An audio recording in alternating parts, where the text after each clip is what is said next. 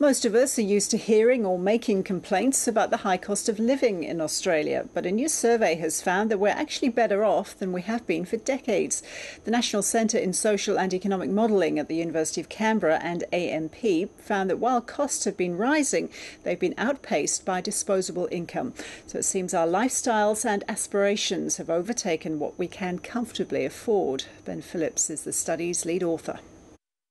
So what we found was that incomes across Australia on average have increased by around 20% beyond the cost of living. So it's an extra $224 per week that households have. Both high income and low income earners are better off. So with this extra money, there's been that chance there to change our spending patterns, and we're now spending more money on discretionary items. So we're spending more money on overseas holidays, obviously on airfares. We're spending more money on restaurant meals. We're spending more money on childcare. So there's two, I guess, pressure points there. One is these bigger lifestyles that we're chasing, and we're also looking at these work-life pressure balances or economic pressures where both parents are working and we're spending more money on childcare.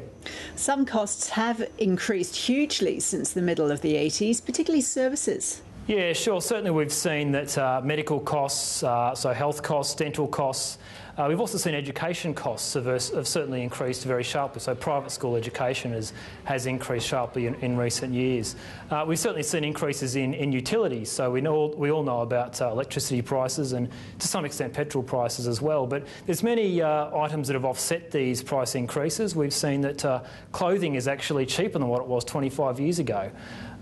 We also find that computing, audio-visual equipment such as flat-screen TVs and appliances have also been very moderate in their price increases. So on balance, the cost of living pressures are fairly minimal in terms of those price increases. Even though we complain about petrol prices here in Australia, they're actually among the lowest in the world. Yeah, so over the time period we looked at, about 25 years, we found that petrol prices rose roughly in line with incomes, and we've also found that they're about the third lowest in the developed world. And in terms of cities, which did you find were the most expensive and the cheapest to live in around Australia? It'll be no surprise to anybody that Sydney comes in number one in terms of cost of living, and that's mainly driven by the high cost of housing in Sydney. Adelaide is actually the cheapest city, and a lot of that's to do with much lower housing costs.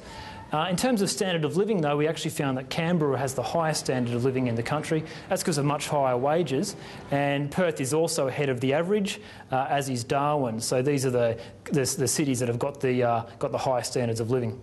Ben Phillips, thank you. Thank you very much.